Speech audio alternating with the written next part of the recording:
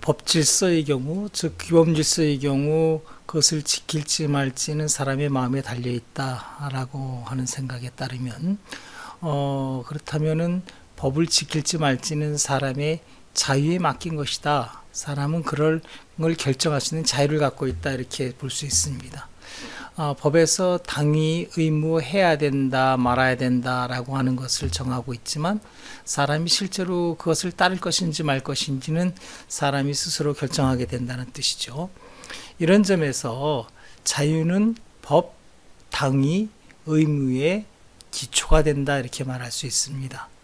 여기에서 의문이 들 수 있습니다. 자유는 자유로운 것이고 당위, 의무는 싫어도 해야 된다는 뜻인데 어떻게 이 두 개념이 함께 있을 수 있을까라고 하는 질문이죠.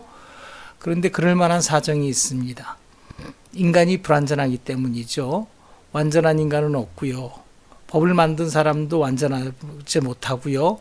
또 그 법도 역시 불완전하죠. 또 법을 지키는 사람도 또한 불완전합니다. 그런데 세상의 삶은 굉장히 복잡하고 다양합니다. 사람의 삶이 다양하니까 법도 다양하게 규율할 수밖에 없습니다. 법의 모양을 보면은 하나의 의무, 하나의 당위로 세상을 규율하고 있지 않아요.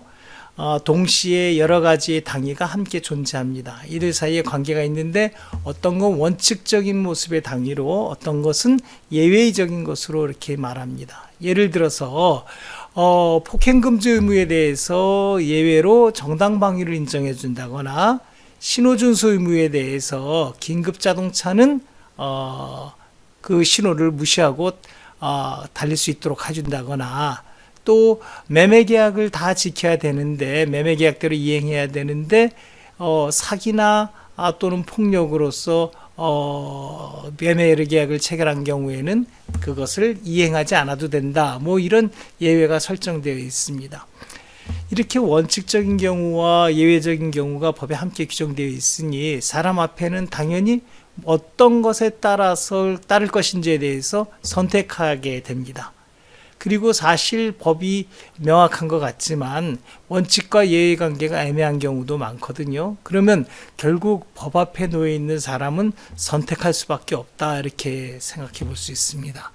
또 원칙과 예외의 관계는 가 분명하지 않은 경우도 있어요.